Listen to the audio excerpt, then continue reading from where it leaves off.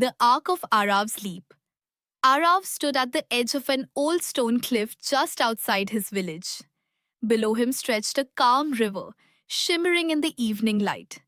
The villagers often said, only those who understand the rhythm of the world can make the perfect leap. Arav didn't fully understand what that meant, but today he was determined to try. He took a deep breath and jumped. For a brief moment, everything felt magical.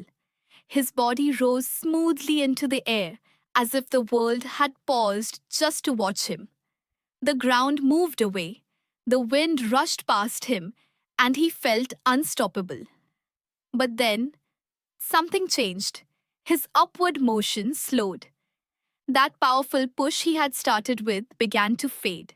He could feel gravity gently pulling him back, like an invisible hand reminding him every rise has its fall. At the very top of his jump, there was a strange stillness. Arav wasn't going up anymore. He wasn't coming down yet either. It was just a moment, silent, balanced, perfect. And then he began to descend. Faster and faster, he came down, retracing his path in reverse. The same curve that carried him up now guided him back down, until, splash, he hit the water. Later that evening, as he sat by the river, an old teacher approached him and smiled. You see that jump you made? The teacher asked. Arav nodded. That wasn't random, he continued. Your entire motion followed a hidden pattern, a perfect curve. In mathematics, we call it a quadratic equation. Arav frowned.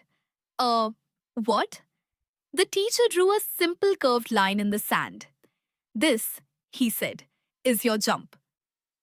Where you started, how fast you pushed upward, the moment you reached the highest point, and when you return back to the ground.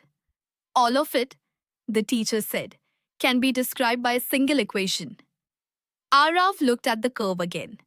So every jump, every throw, every rise and fall follows this pattern? The teacher nodded. It's not just math, he said softly. It's the shape of motion, the shape of life. Arav smiled, looking back at the river. For the first time he realized he hadn't just taken a leap, he had traced a story, written in a curve.